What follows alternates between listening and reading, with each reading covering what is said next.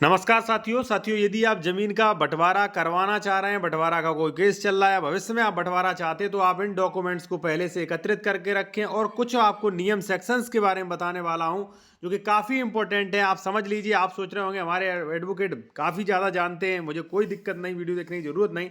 तो मैं आपको बता दूं, काफ़ी लोगों की फाइलें निरस्त होती हैं। यहाँ पे आप देख सकते हैं, राजस्व संहिता 30 सबसेक्शन 2 26 के अंतर्गत विधिक रूप से भौतिक विभाजन नहीं हो सकता, अतः की कार्रवाई स्थगित की जाती है, रोक दिया गया। अब देखिए, 2-3 साल केस लड़ा, 23 केस लड़ा उन्होंने, और बाद में यहाँ पे ये ऑर्डर हुआ, तो कहीं ना कहीं समय गया, पैसा गया और न्याय भी नहीं मिला। तो आपको समझ लेना चाहिए। आज आप विशेषज्ञ द्वारा समझेंगे क्या क्या चीजें, सावधान रखें, ठीक है।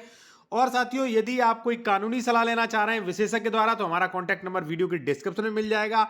और यदि आप जूनियर एडवोकेट हैं, कोर्ट ड्राफ्टिंग एवं नियम ई बुक चाहते हैं, तो इसका स्क्रीनशॉट ले लिए। व्हाट्सएप नंबर हमारा ये दिया गया है, ठीक है। ये ई बुक है, इसमें आपको काफी चीजें मिलेंगी। जैसे मान लीजिए स्टे कैसे लें, जैसे मान लीजिए बिना बंटवारा के निर्माण वगैरह कर रहे हैं, स्टे कैसे लें, आदेश स्थगन कैसे करवाएं। आप नॉर्मल व्यक्ति फिर भी ले सकते हैं, अवैध कब्जा निर्माण रुकवाने के लिए, दाखिल खारिज रुकवाने के लिए, ठीक है, रजिस्ट्री रुकवाने के लिए, ठीक है, कब्जा हटवाने के लिए, जमीन बंटवारा करवाने के लिए, मकान बंटवारा कराने के लिए, वसीयत प्रोवेट, कौन सा केस किस न्यायालय में चलेगा, किस सेक्शन में चलेगा, वो सारी चीजें आप समझेंगे, ठीक है।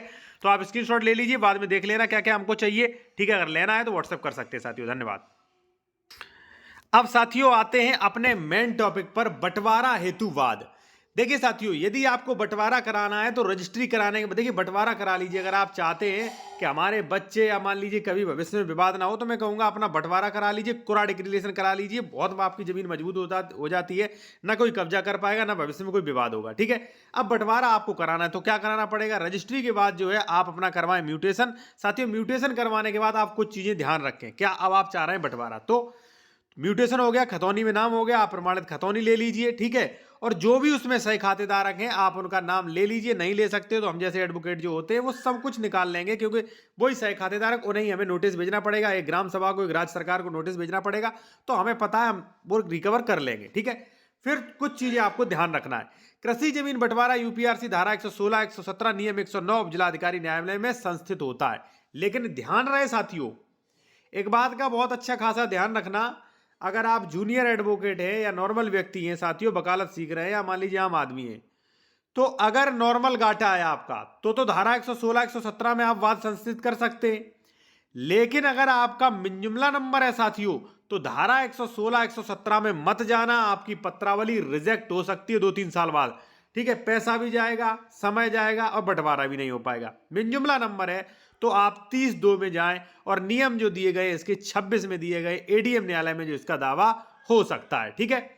अब जब आप बंटवारा करेंगे सभी को नोटिस जाएगा, ठीक है। नोटिस आने के बाद वो लोग, जो लोग आपत्ति देना चाहते हैं वो लोग आपत्ति देंगे, ठीक है। फिर अंश डिक्लेरेशन होगा, उसके बाद जो है धारा 117 में अपना कुरा फाट डिक्लेरेशन करवा सकते हैं, ठीक है ना। तो ये थोड़ी सी कार्रवाई थी। जिन लोगों ने ई बुक लिया है वो 12 नंबर पे देखे जमीन का बंटवारा, ठीक है ना। मकान का बंटवारा है तो 35 नंबर पे देखें, ठीक है ना। कौन सा केस किस न्यायालय में चलेगा ये यहां देखें, सब समझ जाएंगे आप, ठीक है, जिन लोगों ने ई बुक लिया है। अब देखिए आपने क्या किया, आपने साथियों यहां पे खतौनी निकलवा ली, ठीक है। आपने जो हमने बताया किसमें करना है, वाद संस्थित करवा दिया। तो कुछ चीजें ध्यान रखें आप। अब कुछ चीजें, लड़ाई कैसे लड़नी है, देखिए आप परेशानी में तभी आप बंटवारा करवा रहे होंगे, ठीक है।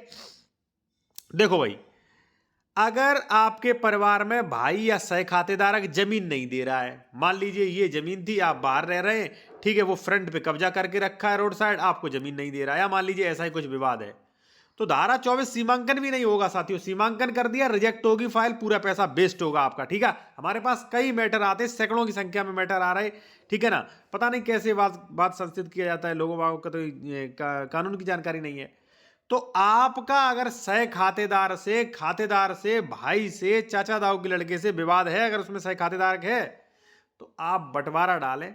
ना ही बेदखली 134 में और ना ही 24 का, ठीक है, बंटवारा।